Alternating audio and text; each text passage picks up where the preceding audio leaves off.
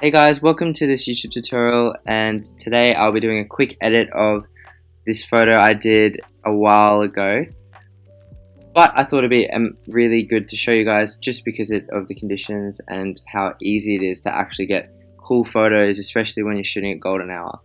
So first of all, I shoot with a Fujifilm X-T10, and the lens I used for this was a 56mm f1.2 APD, which is one of Fujifilm's most amazing lenses. I absolutely adore it. It is a bit tricky to use, especially with the autofocus, but it is actually amazing once you get used to it. So first of all, my settings were ISO 200, and my shutter speed was on 125th of a second. So that took a bit longer than it should have. And my aperture was f1.2. So first of all, with this photo here, you can see the lighting was really good already, and this is just raw without any edits done. But the first thing I'd like to do is probably crop it and make sure the framing is right. So I tend to use the rule of thirds here, but rules are made to be broken, aren't they? But with in this case, can pretty much get it right like that. Sweet. So you just want to make sure with this kind of photo, with this kind of portrait, you tend to want to keep the subject's head in the top third or the top half of the photo, especially the eyes. So here it looks quite green and warm already, but with this edit I like doing, and the kind of style I love doing, I like to warm it up a little bit. It looks super warm now, maybe overly warm, but we can sort that out in a second when we go down here later for colors.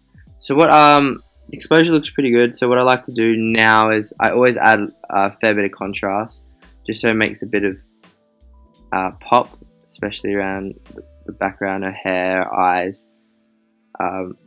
And what we can do here is, because it was so bit harsher, bit earlier during the day, earlier during golden hour, would like to probably decrease the highlights, raise the shadows here so we can get some detail in her hair, detail in her eyes, and detail, so just removing kind of that like shadow under her eyes. And what we can do now as well with the whites, I like to raise it up a tiny little bit just to add a bit more pop and lower the blacks. And what we can do now is adjust the clarity. And clarity can be your best friend, or you can be your massive could be your downfall, really. Add too much, just looks, I don't know, looks a bit too much, like too over the top and too detailed, not natural. But it's always nice to add a little bit of clarity in your photos, just so you can get a bit more detail in all aspects of the photo. So you can get a bit more color in the hair, a bit more texture in the clothes, a bit more definition in the eyes. So I like to add a little bit, just around 19 or 20, or maybe even less, around 15 will be good for this photo. Vibrance, I don't think I really need to play around with that, just because we can adjust it later just to see whether it was oversaturated or over vibrant. Saturation, we can adjust the colors individually down later. Tone curve, I like to add a little bit of this lower end here, just to raise it up a little bit, and bring this down to add a bit more contrast, just to give a bit of that softer look. So from what we can see here is before and after. It looks a bit rough right now, but when we edit the colors, it's gonna look cool. Just to add a bit of a softer look, especially around for her face. So now the colors, here's the fun part. So what we can see here is it looks overly warm with the greens, and it looks quite saturated. So the first thing I like to do, especially with these natural farm-like environments around golden hour, is I like to bring the greens all the way to the yellow, just to make it look that autumny vintage look. So what we can do is here as well, I like to bring the saturation all the way down, just because I think it looks nice when it's a bit softer looking, less in your face, which is the kind of the essence of this photo.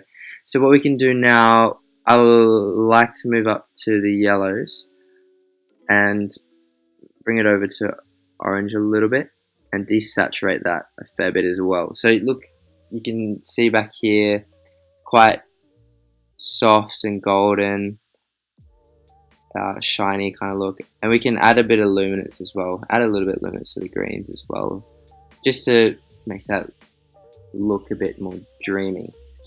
So with the skin color or skin tones, it is pretty good already. I like to add a little bit of or bring the hue to the left towards orange a little bit, just to make it a bit more pinky and a bit more, I'd say, more natural. I think what we can do is I would probably desaturate it a little bit, and let's add a little bit of luminance. So there already we can see a huge difference in the colors and the way it looks. And what we can do now as well is we can probably add a little bit of saturation to the red, just for our lips, maybe a little bit of luminance as well. So that's before and after, and here's the adjustments without the colors. So that's the colors there, and that's after. So now the photo looks pretty good and ready to go, I think. We could retouch her face, but just for the sake of time, and probably Lightroom's probably not the best place to retouch faces. We can move on to adding a bit of clarity to her eyes. What I love doing, especially with these kind of photos, with the eyes really being the focus of the photo, I like to add a bit of sharpness and clarity to the eyes. And what we can do here is I'd add about 25 clarity and 27, around that, 25 to 30 sharpness, so it makes it pop a bit more. So what we can do now is we can apply it here. Actually, let's not do that. Let's just apply it to the pupil, the iris.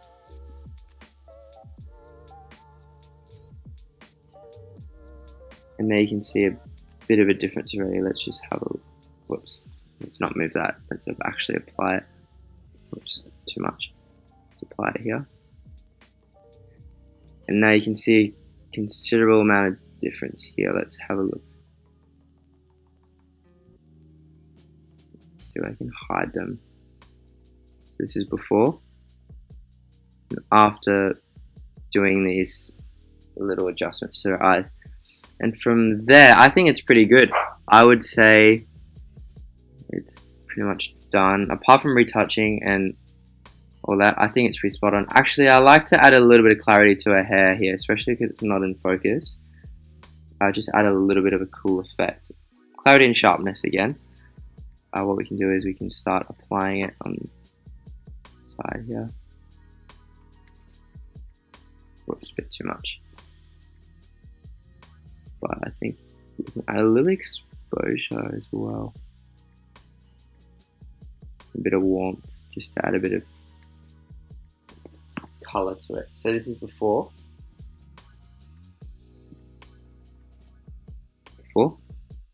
After. I might actually remove this little bit here. I think it looks a bit too warm. Let's just get rid of the exposure, I think. It doesn't look too unnatural, but here it is. This is little details like that can really make the photo pop and leave a lasting impression. So this is my tutorial done, I think, and hope you guys are happy with the photo and hope you guys like it. And if you guys would like a Lightroom preset, or this Lightroom preset, make sure you guys let me know in the comment section, and hopefully I can see you guys soon. Peace out.